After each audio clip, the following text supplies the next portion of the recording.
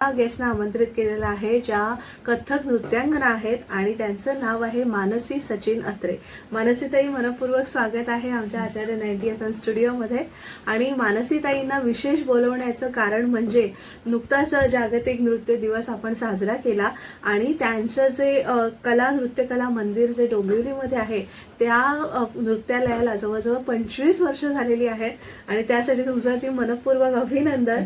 आणि खूप छान. आणि तुम्ही मानसीताई आम्हाला गेस्ट म्हणून लाभलेले आहेत. तर आज मानसीताईंचा सगळा नृत्याविष्काराचा प्रवास आपण जाणून घेणार आहोत. मानसीताई, अर्थातच तुमचे पाय कधी थिरकायला लागले इथपासून आपण सुरुवात करूया. म्हणजे मला वाटतं लहानपणीच असतील, तर थोडं लहानपणाविषयी थोडंसं तुम्ही सांगा.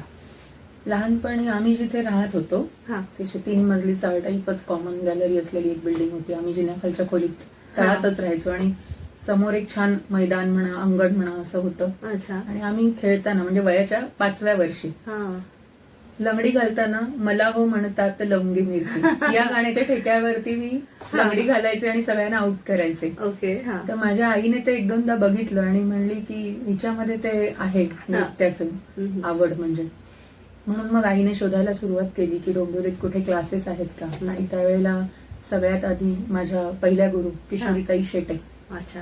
तर त्यांचे तिथे क्लासेस होते. 1967 सालपासून त्या डोंबिवलीत क्लासेस त्यांचे वडील पहिल्यांदा घेत होते. नंतर त्या स्वतः बघायला लागल्या आणि मग तिथे मला आईने क्लासला पाठवलं. अशी सुरुवात झाली. 5व्या वर्षापासून नृत्याची सुरुवात सुरू झाली.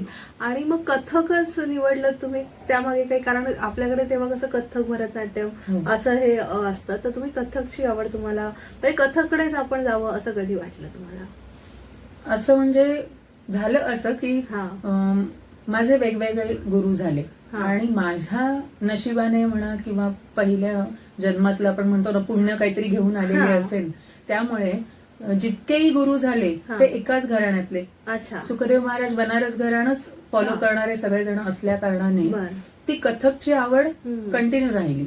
जेव्हा शिकत होते तेव्हा माहित नव्हतं हे कथक आहे किंवा काय आहे असं. पण एक परीक्षा दिली, 2 परीक्षा दिल्यानंतर मला कळलं की मी एक शास्त्रीय नृत्य शिकते, कथक शिकते, त्यामध्ये अशा परीक्षा असतात आणि खूप छान आहे. आणि ते करायला लागल्यानंतर माझ्या स्वतःमध्ये इतकी डेव्हलपमेंट झाली की शाळा कॉलेजांमध्ये जेव्हा कार्यक्रम असायचे तर मला आवर्जून घ्यायच्या, बाई स्वतःहून नाव द्यायच्या कुठल्याही स्पर्धेला वगैरे.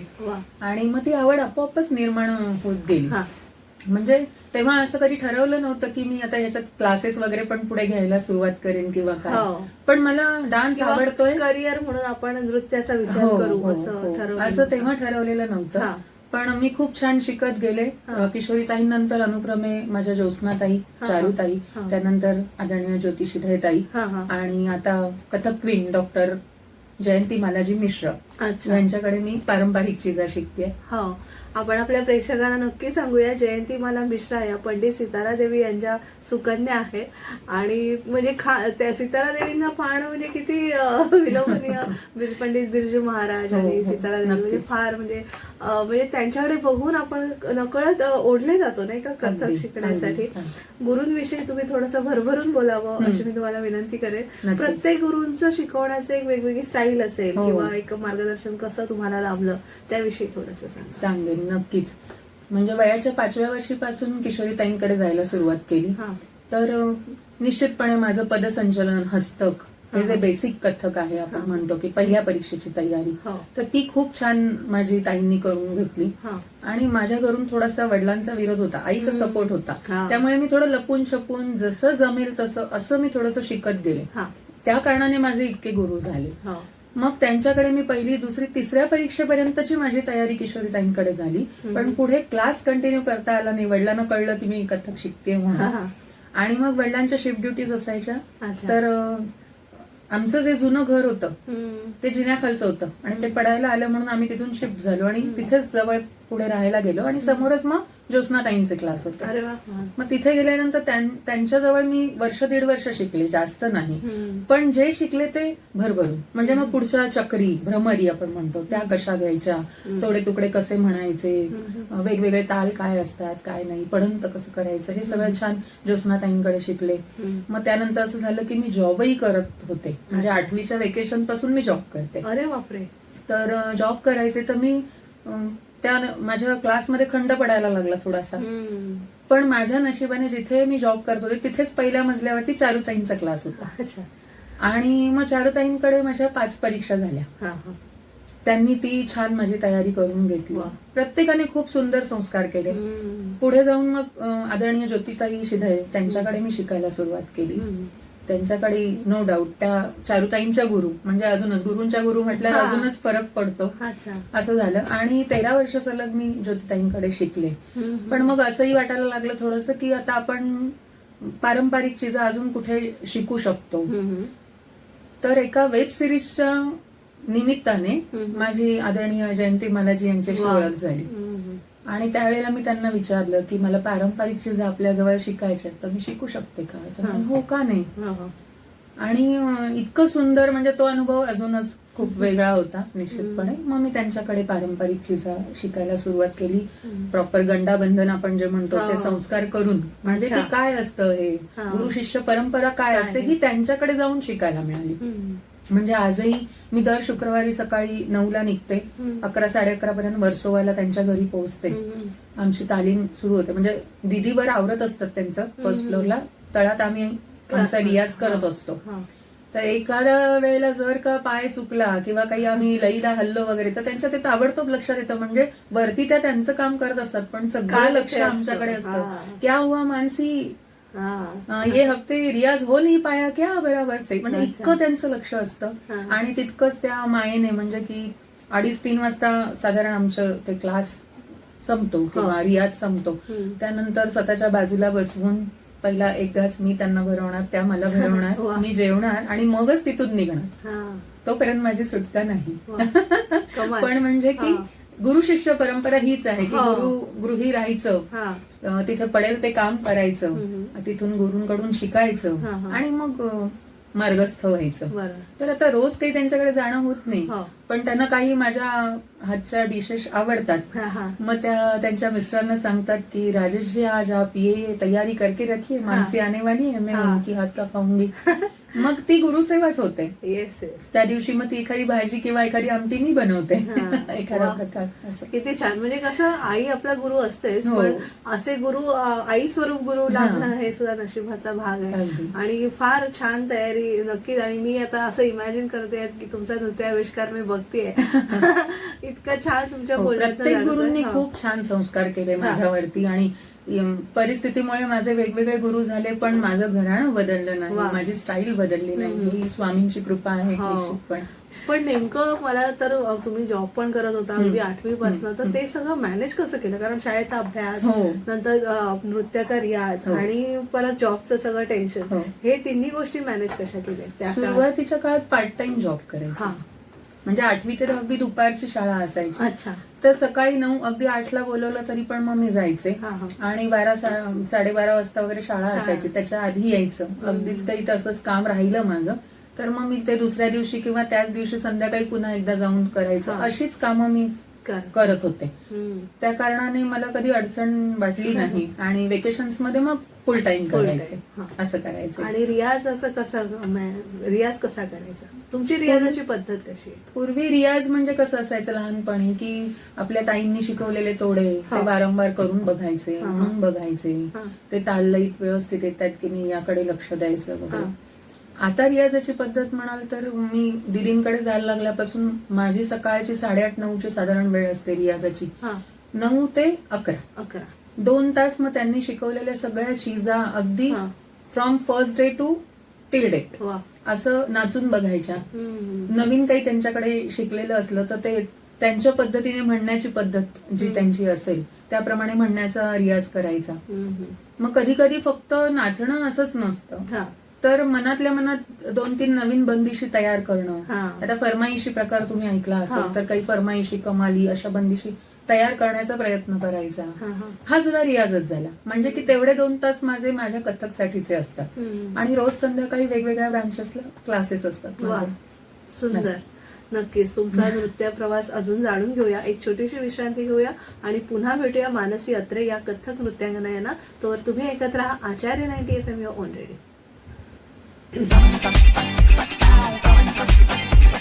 आचार्य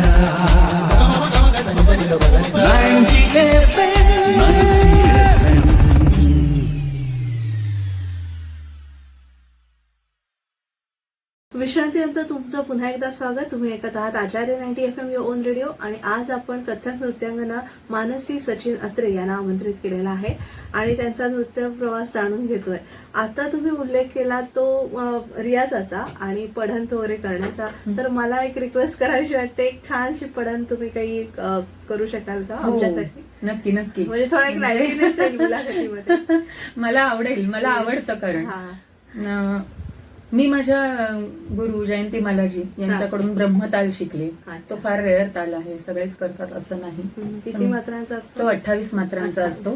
त्यातली एक बंदिश आहे जी पारंपरिक आहे आणि गोपीजी त्यावर परफॉर्म करायचे.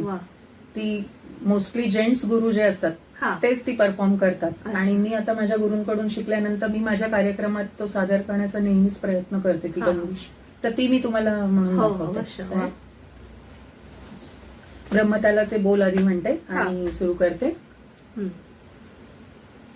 धा धिन धिन धा तेट धिन धिन धा ना तिन तिन ता तक धिन धिन धा धीना तत्ता तूना धागे ना तिन कदिन गदी गन गिन नम किट तक तिरकिट तक तकिट तकिट तका किड धेत गिडान्न गिडान्न गिडान्न गिडान्न गिडान्न गिडान्न धा धा धा धा धा धा धा धा धा गिन्नं तिट तक तिरकिट तक तकिट तकिट तका किड धेत गिडान्न गिडान्न गिडान्न गिडान्न गिडान्न गिडान्न धा धा धा धा धा धा धा धा धा धा गिन्नं तिट तक तिरकिट तक तकिट तकिट तका किड धेत गिडान्न गिडान्न गिडान्न गिडान्न गिडान्न गिडान्न धा. वा वा, सुंदर. बोलातच एवढी शक्ती आहे आणि खरंच देवी आविष्कार आहे या नृत्याचा. आणि मला विचारावं असं वाटेल की तुम्ही आता 25 वर्ष तुमची संस्था जी कला नृत्य कला मंदिर डोंबिवली इथे आहे, 25 वर्ष झाली आहेत एका कथ्थक नृत्याच्या क्लासला. एवढी वर्ष सातत्याने एवढी मुलं मिळवणं आणि त्यांना तुम्ही शिकवणं हे खरंच कौतुकास्पद आहे. तर हा 25 वर्षाचा टप्पा घालताना म्हणजे चालताना तुम्हाला कसं काय अडचणी आल्या आणि कशी मुली मिळाल्या त्याविषयी थोडंसं सांगा. 25 वर्षापूर्वी मी म्हणजे असं म्हटलं तसं की 8वीच्या वेकेशन पासून मी जॉब करत होते. ते कसायचं पूर्वी आमच्या पिढीला की आपण स्वतः कमवायचं आणि आपल्याला हव्या त्या गोष्टी म्हणजे मग आणि थोडीशी हेल्प पण घरामध्ये. कारण 91 मध्ये माझ्या वडिलांनी जॉब सोडला होता. ते क्रॉम्प्टन मध्ये होते. आई पण माझी शिक्षिका होती, पण ती प्रायव्हेट मध्ये. मग साधारण तुम्हाला अंदाज येऊ शकतो की प्रायव्हेट मध्ये काय पगारणी असतात वगैरे त्यावेळेला. आणि बाबा ते हरहुन्नरी आहेत, ते हरेक पद्धतीचं काम करतात. त्यामुळे वेगवेगळ्या पद्धतीचे ते काम करत होते. म्हणजे की अगदी कडिया काम, सुतार काम, वायरिंग काम, रंगकाम, ब्राह्मण असल्यामुळे भिक्षुकी हे असं सगळं ते करतच होते. तर मग मी त्या दरम्यान असा विचार केला की आता मी थोडस जॉबला थांबले होते आणि 99 साली मी असा विचार केला की मग माझ्याकडे अर्निंगचं साधन काय आहे. तर मग मी क्लास घ्यायला सुरुवात केली. म्हणजे बिल्डिंग मधल्याच 2 मुलींना सुरुवातीला शिकवायला घेतलं आणि तेही योगायोगाने. म्हणजे असं झालं की मी माझ्याच कॉलेजच्या कार्यक्रमाची तयारी करून घेत होते. आणि मग मला तेव्हा असं वाटलं की मी प्रॉपर कथकचे क्लास घ्यायला का सुरुवात करू नको. की मी प्रत्येक वेळी शाळेत किंवा कॉलेजमध्ये जर कोरिओग्राफी करते आणि ते मला छान जमतंय तर अगदी खूप मोठ्या परीक्षांपर्यंत नको, पण अगदी बेसिक कथक तरी शिकवायला मुलांना आपण का सुरुवात करायची नाही. कारण माझं तेव्हा विशारद झालेलं नव्हतं, अगदी प्रामाणिकपणे सांगते. आणि नियम असा होता की आणि तो असायलाच हवा असं मलाही वाटतं की तुम्ही प्रॉपर डिग्री एखाद्या गोष्टीची घेतल्याशिवाय तुम्ही ते शिकवता कामा नये. पण त्यावेळेला काळाची गरज म्हणूया, अर्निंगचं एक साधन की 2 मुली जर का मी आज शिकवायला घेतल्या तर कुठेतरी माझीही प्रॅक्टिस होईल. त्यांना शिकवता शिकवता मलाही मी माझ्याकडून काय निघायला हवंय याची तयारी करू शकेन. आणि अशी सुरुवात केली अगदी 2 मुलींनी. आज डोंबिवलीमध्ये 5 ब्रांचेस आहेत माझ्या. डोंबिवली बाहेर ठाणे, सानपाडा, नेरळ आणि अंबरनाथ अशा एकूण 9 शाखा आहेत संस्थेच्या. 9ही शाखांमध्ये मी स्वतः शिकवते. पूर्वी 2 वार 1-1 तास असा सगळीकडे क्लास असायचा, पण आता टोटली मी एकटीच मॅनेज करते. मी कोणी को टीचर ठेवलेली नाहीये. त्यामुळे 1 वार 2 तास कंटिन्यू असं प्रत्येक ब्रांचला शिकवते. मग ते 2चे 2.5 तास झाले तरी हो. चालतील. बरं. त्यामध्ये मॅक्झिमम शिकवून होतं. आणि हल्ली मुलींची अडचण अशी असते ना की टॉवर मध्ये राहतात किंवा अगदी 3-4 मजली बिल्डिंग मध्ये जरी राहिले तरी खाली कोणी जर राहणारं असेल तर त्या व्हायब्रेशन्समुळे त्यांना हवा तसा रियाज नाही करता येत. मग म्हणून मिनी हॉल, शाळेचे वर्ग असं सगळीकडे घेतलेलं आहे. तर त्या मुली येतात, छान सुरुवातीचा अर्धा तास, जसं आम्ही आमच्या दीदींकडे जाऊन सुरुवातीचे तास 1.5 तास रियाज करतो शिकवलेल्याचा आणि मग नवीन शिकतो, तसं माझ्या मुली सुद्धा शिकतात आणि छान तो क्लास होतो मग असं. आणि अडचणी म्हणाल तर तशा अडचणी आल्या नाहीत, कारण पुढे माझे मिस्टरही क्लासिकल सिंगर. तर लग्नानंतर मी माझी प्रॅक्टिस करायचे आणि आठवड्यातून 1 वार आईकडे यायचे, पण कशाला ती त्यांना सांगायचे नाही. आणि मग नंतर एक दिवस हळूच सांगितलं, मी रियाज करत होते आणि त्यांनी ते पाहिलं आणि म्हणलं तुम्ही काय करतेस, तर म्हटलं मी कथक शिकले, मला ते पूर्ण करायचंय आणि मी जे आईकडे आठवड्यातून 1 वार जाते ती माझे क्लास तिथे आहेत ऑलरेडी आणि ते मी घेते असं. आणि जॉबही करत होते ना. तर ते म्हणले की कर की, हे छान आहे, शास्त्रीय तू शिकतेस ना, असं काही म्हणजे उगाच काहीतरी करतेस असं असतं तर मी सांगितलं असतं की कुठेतरी प्रॉपर क्लास लाव आणि कर, पण ऑलरेडी तुझं सुरू आहे तर तू ते का थांबवतेस, कर ना, मला आवडेल असं. आणि त्यांनी खूप छान सपोर्ट केला. मोस्टली लेखी परीक्षा तर आमच्या रविवारीच असतात, पण प्रॅक्टिकलच्या वेळेला माझ्या पिलूला सांभाळायला सुद्धा ते थांबायचे घरी की तू जा परीक्षा तुझी द्यायला, मी आहे तुझ्या बरोबर असं. म्हणून त्यांच्या सपोर्टने मी सुरुवातीला नृत्य विशारद, नृत्य अलंकार म्हणजे की ऍडव्हान्स डिप्लोमा भारती विद्यापीठातून ऍडव्हान्स डिप्लोमा डिस्टिंक्शनने पास झाले आणि नृत्य प्रभाकरची परीक्षा दिली. त्यानंतर BA केलं कथकमध्ये. आता नुकतंच मी मास्टर्स पूर्ण केलं माझं कथकमध्ये. आणि माझ्या कथक गुरूंच्या एका प्रोजेक्टवरती, ऑडिओ व्हिडिओ प्रोजेक्ट मी माझ्या युट्यूबवरती सुरू केलाय. तर त्या प्रोजेक्ट बेसवर, त्या रिसर्च वरती मला India book of record achiever म्हणून सन्मानित केलेलं आहे. तिथेच तुम्हाला देणार होते. इंडिया बुक ऑफ रेकॉर्ड जो 2021-22 मध्ये तुम्हाला मिळालेला आहे त्याविषयी थोडंसं सांगा, म्हणजे नेमका तो अवॉर्ड कशासाठी मिळाला आणि त्याचं स्वरूप काय आहे. मी म्हटलं तसं की कथकच्या ज्या परीक्षा मी देत होते तेव्हा मी स्वतः परीक्षा देत असताना सुद्धा आणि मुलींना जेव्हा परीक्षेला बसवत होते तेव्हा माझ्या असं लक्षात आलं की आता मुलं फक्त मराठी माध्यमात शिकत नाही, त्या इंग्रजी माध्यमात आणि अजूनही काय काय काय काय शिकतात. तर आपण वाचून लक्षात ठेवण्यापेक्षा ऐकून जास्त लक्षात राहतं. हा मूळ त्याचा आधी आधार होता त्या प्रोजेक्टचा. आणि दुसरं म्हणजे की एक 3-4 गुरु, साधारण कथकच्या गांधर्वच्या ज्या 7 परीक्षा असतात त्यातल्या 4थ्या परीक्षेपासून दिग्गज गुरूंची माहिती लिहायला येते लेखी परीक्षेला. तर 1-2 गुरूंसाठी थोडी महाग असलेली पुस्तकं घेणं हे प्रत्येकाला परवडतं असं नाही. दुसरी गोष्ट की आता जर का तसे प्लॅटफॉर्म अवेलेबल झाले तर आपण का नाही काहीतरी करायचं या मुलांसाठी, हाही एक उद्देश होता.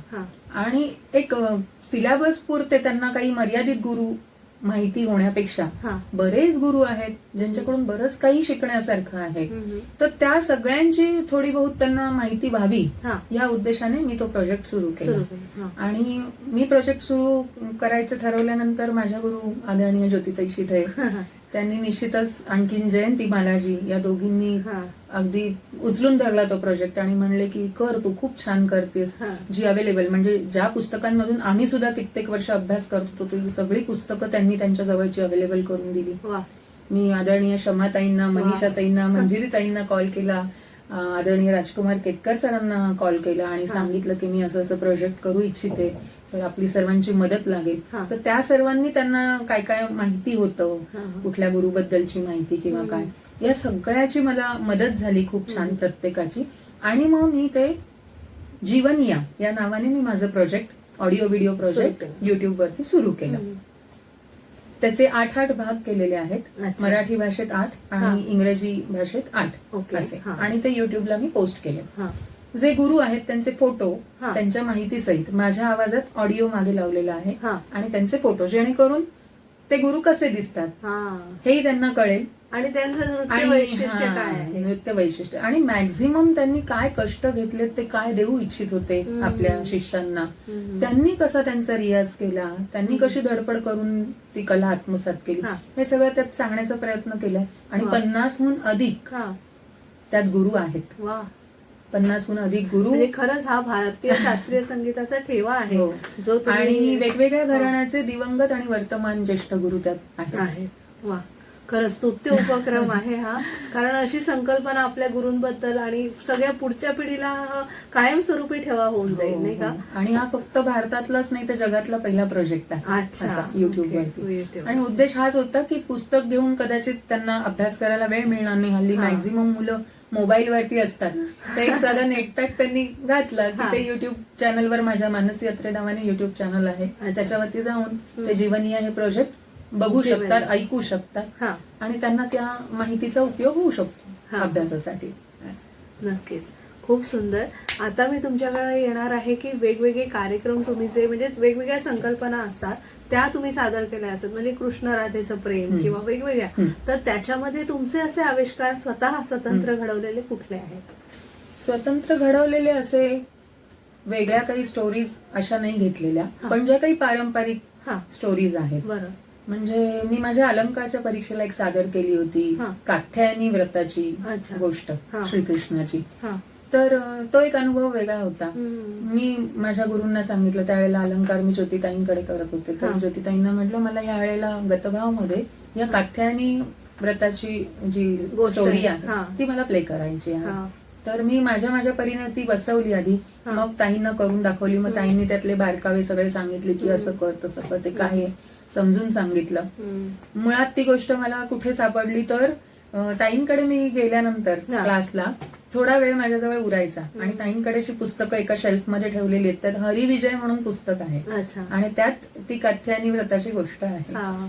तर अशा काही ज्या पारंपरिक गोष्टी हा. आहेत ज्या कधी प्रेझेंट केलेल्या नाहीयेत कुणी किंवा काय, तर अशा गोष्टी करण्याचा मी प्रयत्न करते. हम्म. आणि मग त्या मुलींच्याही बसवून देते परीक्षेच्या काळात. गतभाव हाही प्रकार असतो. गतभाव म्हणजे काय की जसं एकपात्री नाटक, हम्म. एकच कलाकार अनेक पात्रांची भूमिका सादर सादर करतो, करणं. हा. तसंच आम्ही कथक नर्तक हम्म. पलटा घेऊन एकच नर्तक कथकली अनेक पात्र सादर सादर करतो. करणं. अच्छा. असं. तर त्या अशा अनेक कथा आम्ही प्रेझेंट करत असतो. नक्कीच. तुमच्या नृत्याविषयी अजून जाणून घेणार आहोत. परत एक छोटीशी विश्रांती घेऊया आणि पुन्हा भेटूया. आपण संवाद साधतोय मानसी अत्रे यांच्याशी. तर म्हटलं की पटकन ऍडव्हर्टाईज मध्ये सुद्धा तुम्ही काम केलेलं आहे, त्याविषयी जाणून घ्यायचंय. प्रायव्हेट चॅनल्सला तुम्ही ऍज अ परीक्षक म्हणून गेलाय किंवा तिथे परफॉर्मन्स सादर केलाय, तर त्याविषयी थोडंसं आम्हाला सगळ्या प्रेक्षकांना ऐकायचंय. बरं. ऍडव्हर्टाईज म्हणजे की मी अगदी 4 महिन्यांची असताना हा. फॅरेक्स बेबीची ऍडव्हर्टाईज पहिली आली मला. ओके. म्हणजे ज्येष्ठ कलाकार राजा मयेकर, हा. हा. ते माझ्या आईचे मानलेले भाऊ. अच्छा. त्यांनी आईला पण इंडस्ट्रीत आणलं आणि मलाही इंडस्ट्रीत त्यांनीच आणलं. ओके. म्हणजे की लालबागचा जो कलाकार फोटो स्टुडिओ, हा. हा. तिथे मी पालथी पडायला लागल्यानंतरचे जे फोटो होते 1-3-4 तर ते मामाने तिथे लावलेले होते. हा. आणि फॅरेक्स कंपनी त्यावेळेला अगदी फेमस हो, हो. होती. त्यांनी तो फोटो बघितला आणि फॅरेक्स मॉडेल पहिल्यांदा झाले. वा. दादर प्लॅटफॉर्म 3 नंबरला माझं मोठं होर्डिंग होर्डिंग होतं. होतं. आणि त्यानंतर असं कॅसेटचं वगैरे कव्हर असतं ना, हा. त्यासाठी वगैरे सुद्धा विचारणा अच्छा. व्हायची आणि हा. मी जायचे. असं हा. ते असायचं. पुढे मग नाटक किंवा मालिका छोट्या छोट्या, अच्छा. त्यातून छोट्या छोट्याशा भूमिका, असं सगळं मी करत होते. हम्म. आणि दुसरं काय तुम्ही विचारलं? आणि अभिनय म्हणजे नृत्य म्हणजे अभिनय आलाच. आलाच. मग कधी अभिनय क्षेत्राकडे तुम्हाला वळावंसं वाटलं नाही का, की कथक मध्ये एवढ्या डुबून गेला होतात? नाही, पूर्ण वेळ मला नाही. अभिनयाला द्यावासा वाटला नाही. ती हा. माझी आवड होती. आवड कारण होती. ओके. त्याकडे करिअर म्हणून मी केव्हाच पाहिलं नाही. हा. हा. की एखादं सहज जर का नाटक समोर आलं हा. तर का नाही करायचं, अच्छा. असं. आणि मला गाण्याबद्दल आवडतं. हा. दशरथ आणि- पुजारी सरांबद्दल. हो. काय झालं की मी मगाशी म्हटलं तसं की वडिलांचा नृत्याला विरोध होता पूर्वी, आता हा, आता नाही, नाही. आता अजिबातच राहिलेला नाही. मग त्यावेळेला ते म्हणायचे तू हार्मोनियम शिक, हा. तू गाणं शिक. हा. वडिलांजवळ निश्चितपणे मी शिकत होते. वडिलांचं गेली 45 वर्ष भजनी मंडळ आहे स्वतःचं. अच्छा. आणि वडिलांनी स्वतः घरच्या सागवानांपासून त्यांची हार्मोनियम बनवलेली आहे. ओके. हा. हा. ते ITI रत्नागिरीला शिकलेले आहेत. 11वी हा. मॅट्रिक आहेत माझे वडील. अच्छा. तर त्याच्यामुळे त्यांना ती हार्मोनियम बनवणं वगैरे सुतारकाम येत असल्यामुळे त्यांनी ती बनवलेली आहे छान. आणि ते मला रियाजाला पुढ्यात घेऊन बसायचंच. ते बसले रियाजाला की ते स्वतः मला घेऊन बसायचे. पण असतं ना की आपल्याशिवाय दुसऱ्या गुरूंकडे पण शिकलं पाहिजे मुलांनी. यासाठी मग आदरणीय दशरथ पुजारींकडे मग मी 2 वर्ष शिकले. अच्छा. नंतर थोडंसं असं व्हायचं की त्यांची वेळ माझी वेळ जुळायची नाही. आणि माझा विशेष रस नृत्याकडे होता. कल तुमचा सगळा नृत्याकडे. कल माझा नृत्यात होता. त्यामुळे मग ते गाणं कंटिन्यू झालं नाही. हो. पण मला आवडतं. आता मिस्टर पण गातातच. ते पण दिवसातून थोडा वेळ संध्याकाळी कामावरून आल्यानंतर रियाज करतात. अच्छा. पुढे माझ्या मुलालाही आवड आहे त्यामुळे वा. त्याची गाण्याची. तोही नृत्य चांगलं करतो. म्हणजे कथकमध्ये भाव संचालन जे आहे तर माझी एकच उडते जेमतेम हा, हा. भुवई. पण तो लहानपणी दोन्ही, हा. आम्ही प्रॅक्टिस करत असताना बघायचं आणि त्याच्यात त्या दोन्ही भुवया उडतात. वा. तो आता एरोस्पेस इंजिनिअरिंग करतोय. पनवेलला आहे तो एमईटी मध्ये. हा. लास्ट इयर आता जून मध्ये एक्झाम होईल त्याची बीटेकची. तर पण तो आल्यानंतर माझ्याबरोबर रियाज करतो हा. थोडा वेळ. काही नवनवीन बंदिशी असतील तर मी म्हणते, हो. हे पिलू तू ते भुवयांनी करून दाखव ना. कारण ते मला जमत हा. नाही, तू करून दाखव ना. मग तो ते छान, मी सांगेन तसं तसं मग ते छान करतो. वा. गाण्याच्याही रियाजाला बसतो हा, वडिलांबरोबर. वडिलांबरोबर. असं माझं. आणि हार्मोनियम पण मी शिकले. डोंबिवलीमध्ये जोशी सर म्हणून आहेत, त्यांच्याजवळ हार्मोनियम शिकले. तर हार्मोनियमची साथ कधी करायची असेल तर, पण मला स्वरज्ञान नाहीये, मी स्पष्ट सांगते. अच्छा. कारण हार्मोनियमची गंमत अशी असते, हा. तुम्ही वाजवायला शिकलात म्हणजे हार्मोनियम आली असं नाही. तोही रियाजाचाच भाग आहे. आणि जेव्हा तुम्हाला स्वरज्ञान असतं तर तुम्ही स्वतःहून एखादं गाणं ऐकल्यानंतर त्याचे स्वर काढता. आता माझे मिस्टर कुठे शिकले नाहीये, पण ते उत्तम साथ करू हार्मोनियम शकतात. वाजवतात. वा. म्हणजे एखादं गाणं त्यांना आवडलं तर ते स्वर काढून ते वाजवतात. हा. वडील तर कुठेच शिकले नाहीत. ते त्यांना बॉर्न बर्थ म्हणावा, हा. त्यांच्याजवळ कला आहे ते तर वाजवून वा. घेतातच. मला जर समोर नोटेशन दिलं तर मी वाजवू शकते. म्हणजे शाळेत सुद्धा, कॉलेजमध्ये सुद्धा जेव्हा जेव्हा काही कार्यक्रम आहेत, 26 जानेवारी 15 ऑगस्ट, हा. समजा त्या गाण्यांना हार्मोनियम वाजवायचे तर माझे वडील मला नोटेशन काढून द्यायचे, कुठलं गाणं आहे मला सांग, मी म्हणून दाखवायचे. कारण मी गायलाही असायचे, हा. नृत्यालाही असायचे. माझ्या टीचर्स स्पर्धांना पाठवायच्या मला. तर मग मला वडील नोटेशन काढून द्यायचे आणि मग मी हार्मोनियम वाजवायचे. असं पण आवडतं, म्हणजे ते आवड म्हणून करते. आता आपण तुमच्या भारतभर विशेष तुमचे कार्यक्रम झाले असतील, हो. त्याविषयी सुद्धा सांगा. आणि मॉरिशसला तुम्ही खास गेला होता, म्हणजे मॉरिशस वारी झालेली आहे त्याविषयी उत्सुकता आहे. कारण भारतामध्ये कथक नृत्याला सगळं आपण म्हणजे सगळीकडे व्हावा होते आणि सगळ्यांना सुपरिचित असं कथक आणि भरतनाट्यम, ओडिसी वगैरे आहे. पण मॉरिशस मध्ये सुद्धा कथकला कसे प्रेक्षक मिळाले आणि त्यांचा प्रतिसाद कसा होता, याविषयी जाणून घ्यायचं. खूप छान प्रतिसाद मिळाला तिकडे. म्हणजे मराठी मंडळी फेडरेशन त्यांनी आम्हाला आयोजित केलं. तिकडे बोलवलेलं होतं मॉरिशसला. आणि डोंबिवलीच्या दीपाली काळे मॅडम, तर त्या सुद्धा म्हणजे बालनाट्य शिबिर वगैरे त्यांचं जे आहे, तर त्यामुळे त्यांची माझी ओळख. त्यांनी एवढीशी असल्यापासून अगदी त्या मला ओळखतात. आणि मग त्या आम्हाला कलाकारांना घेऊन वेगवेगळ्या ठिकाणी कथकचे कार्यक्रम वगैरे असं करत असतात, कथक फोकचे. तर तसं त्यांनी मला खूपदा म्हटलं होतं की मानसी चल ना आपण जाऊया, आणि मॉरिशसला जाण्याचा योग आला त्यांच्या निमित्ताने. तर त्या आणि अंबरनाथच्या संध्या म्हात्रे म्हणून आहेत, त्यांचा ग्रुप, माझा ग्रुप आणि दीपाली ताई, असे आम्ही सगळे गेलो होतो. आणि खूप छान अनुभव. तिथे 25-30 वर्ष जवळजवळ आपले पुणेकरच जाऊन राहतात मॉरिशसला. त्याच्यामुळे तसा विशेष भाषेचा प्रश्न आला नाही. पण तरीही जे अमराठी होते त्यांना आम्ही काय प्रेझेंट करतोय, जे परफॉर्म करतोय ते त्यांना कळत होतं. जे कळत नव्हतं तेही त्यांनी विचारून घेतलं. की हे कळलं की काहीतरी कृष्ण त्रास देतोय, राधा रुसली आहे आणि मग कृष्ण तिला मनवतोय, हे आम्हाला कळलं. पण मग या प्रकाराला काय म्हणतात. त्यांनी विचारलं की ही किती वर्षांची साधना आहे. आणि मला हे खूप आवडलं की त्यांनी हे विचारलं की किती वर्षांची साधना आहे. काही जण असं म्हणतात ना, किती वर्षाचा कोर्स आहे, किती वर्षात पूर्ण होईल. म्हणजे ऍडमिशनसाठी पण पॅरेंट्स जेव्हा येतात ते असंच म्हणतात, किती वर्षात हे पूर्ण होईल. पण त्यांनी मात्र असं विचारलं की ही किती वर्षाची साधना आहे. हे कळतंय की खूप वर्ष तुम्ही करत असाल किंवा काय, तुमची ही मेहनत सगळी कळते. मग हे घुंगरू का बांधावे किंवा काय करावं, अशा छान तिकडे आमच्या गप्पा झाल्या. आणि भारतभर म्हणाल तर महाराष्ट्रातल्या पहिल्या संबळवादिका सुलभा सावंतजी, तर त्यांच्या कार्यक्रमांमध्ये सुद्धा मी फोक डान्सर म्हणून जायचे. म्हणजे शाळा कॉलेज यानंतर प्रोफेशनल स्टेज असा मला सुलभाताईंनी दिला. त्यानंतर जी माझी कारकीर्द सुरू झाली ती आजपर्यंत थांबलेली नाहीये. मग माझे कथक आणि फोक दोन्हीचे शोज होत राहिले सिमिलरली. म्हणजे कथकचं कसं सुरुवातीला फक्त आम्ही अॅन्युअल प्रोग्राम जो करायचो मुलींचा क्लासचा, तेवढंच माझं सीमित होतं. किंवा मी कुठेतरी कुठच्या तरी मोठ्या कॉलेजेसमध्ये वगैरे कोरिओग्राफर म्हणून गेले तर तसं होतं. पण फोकचे कार्यक्रम जेव्हा मी सुलभाताई बरोबर करायला लागले, आपसुकच त्या रेफरन्सेसमुळे म्हणा किंवा मी कथक गुरु आहे किंवा कथक नृत्यांगना आहे हे कळल्यानंतर समोरून आपोआपच लोक अप्रोच झाली आणि कार्यक्रम मिळत गेले. म्हणजे नुकताच मी अक्कलकोटला सुद्धा कार्यक्रम केला. 145वी पुण्यतिथी होती स्वामींची. आणि माझं जे स्वामी सेवा घडली तुमच्या हातून. स्वामी भक्त तर आहात, स्वामींनी बोलवून घेतलं तुम्हाला. नक्कीच. आणि आता मुलाखतीच्या शेवटी तुमच्या सगळ्या पुरस्कारांविषयी जाणून घ्यायचंय. कुठले कुठले पुरस्कार मिळाले आणि यापुढे पुरस्कार मिळाले की जबाबदारी वाढते अर्थातच. तर यापुढे तुमचे आगामी काळात काय प्रोजेक्ट तुम्ही ठरवलेले आहेत किंवा काय मुलांना कसं घडवणार आहात त्याविषयी थोडंसं सांगा. मुलांना घडवणं सुरूच आहे, खूप छान पद्धतीने सुरू आहे. आणि मी तर म्हणेन की जसं आम्ही भुकेले आहोत आजही या वयाला, की आमच्या गुरूंकडे गेल्यानंतर आज काय शिकायला मिळणार आहे किंवा मी आधीची त्यांनी शिकवलेली बंदिश मी करून दाखवली तर काय म्हणतात ताई बरोबर करते का मी, का अजून थोडं व्हायला हवं होतं. मग त्या काय म्हणतात त्यांच्या रिप्लाय बद्दल किंवा त्या त्याच्यावरती काय म्हणतायत हे ऐकण्यासाठी आम्ही जे भुकेले आहोत, आतुर आहोत, अशीच आतुरता आताच्या पिढीने पुढच्या दाखवावी आणि तसंच भुकेलं होऊन आमच्याकडे यावं. खूप आम्ही देऊ इच्छित आहोत, तर तुम्ही ते घेण्याची इच्छा दाखवावी अशी इच्छा आहे. आणि पुरस्कारांचं म्हणाल तर ते मिळत असतात. मी पुरस्कारांची भुकेली नाही, खरंच सांगते.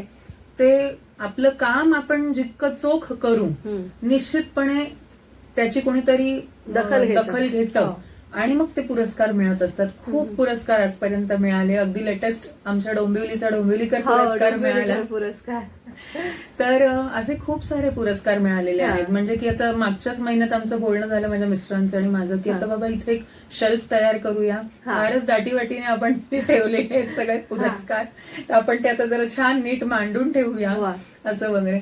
तर हे होतच असतं. तुमच्या कामाची दखल घेतली जाते जेव्हा तुम्ही तुमचं काम चोखपणे पार पाडता. आणि आपल्या गावात शहरात आपल्या कलेचा एवढा आदर होणं आणि त्याचा सन्मान होणं. वेगवेगळ्या गावात वेगवेगळ्या शहरात खूप छान सन्मान नेहमीच झालेला आहे, नेहमीच झालेला आहे वेगवेगळ्या कार्यक्रमांमधून. आणि मी म्हटलं तसं शाळा कॉलेजांमधून मी कायम बक्षीस मिळवतच होते, गाण्यात सुद्धा नृत्यात सुद्धा. म्हणून म्हटलं की पुरस्कार मिळाल्यानंतर आपली म्हणजे काय म्हणायचं त्याला जबाबदारी तर वाढतेच आणि आपल्यातलं एक आत्मपरीक्षण आपण करून कसं आता पुढे जायचं, अजून आपण काय छान करू शकतो याकडेही आपण लक्ष दिलं पाहिजे. एखादा पुरस्कार मिळाला म्हणून जमिनीपासून आपले पाय सुटता कामा नये, ते अजून मला असं वाटतं घट्ट रोवून अजून आपण पुढे पुढे चालत जायला हवं असं वाटतं. आता मगाशी तुम्ही नृत्याची पडण करून दाखवली एक छोटीशी. आता मला वाटतं मुलाखतीची सांगता तुमच्या छोट्याशा गाण्याने करू शकाल? हो चालेल. चालेल. वडिलांकडून मी शिकले माझ्या लहानपणी, ते म्हणून दाखवण्याचा प्रयत्न करते. मनोरथा चलत्या नगरीला, मनोरथा चलत्या नगरीला, भूलोकीच्या अमरावतीला, भूलोकीच्या अमरावतीला, मनोरथा चलत्या नगरीला. स्वप्न मार्ग हा नटे फुलांनी, सडे शिंपिले चंद्रकलांनी, शीतल वारा सारथी होऊनी, अयोध्येच्या नेई दिशेला, मनोरथा चलत्या नगरीला, भूलोकीच्या अमरावतीला, मनोरथा चलत्या नगरीला. सुंदर. आणि पहिल्या 2 ओळीतच वाटत होतं हे सीतारामाला म्हणत असेल आणि नंतर तुम्ही उल्लेख केलात अयोध्या नगरीला आणि ओघाने ती सीता. म्हणजे माझ्या आई वडिलांच्या वयाची जी आहे श्रोते मंडळी त्यांना हे गाणं लगेच आवडेल. हो आणि ते जुनं आहे, खूप सुंदर आहे, खूप छान. आणि तुमचा हा कथक नृत्याचा प्रवास असून भरू दे आणि खूप शुभेच्छा. 25 वर्ष पूर्ण झाले आहेत तुमच्या कला नृत्य कला मंदिर डोंबिवलीला या क्लासला. तर आता पुढच्या 50 वर्षांनी आपण पुन्हा भेटूया अशा शुभेच्छा देते. नटेश्वराला प्रार्थना करते आणि तुम्हाला उत्तम आरोग्य लाभू दे ही प्रार्थना करते. आणि आज तुम्ही आमच्या आचार्य 90 FM स्टुडिओमध्ये आलात आणि खूप सुंदर मुलाखत आम्हाला दिली त्याबद्दल मनपूर्वक आभार. धन्यवाद. तर प्रेक्षक हो, आज आपण कथक नृत्यांगना मानसी सचिन अत्रे यांच्याविषयी जाणून घेतलं, त्यांना आज भेटलो आणि आमची ही मुलाखत तुम्हाला नक्कीच आवडली असेल. ती लवकरच तुम्ही आचार्य 90 FM रेडिओ स्टेशनवर ऐकणार आहे आणि आचार्य 90 FM युट्यूब चॅनललाही ऐकू शकता. धन्यवाद. पुन्हा एका नवीन अतिथींसह भेटूया. तोवर मी तेजस्विनी आपला निरोप घेते. धन्यवाद.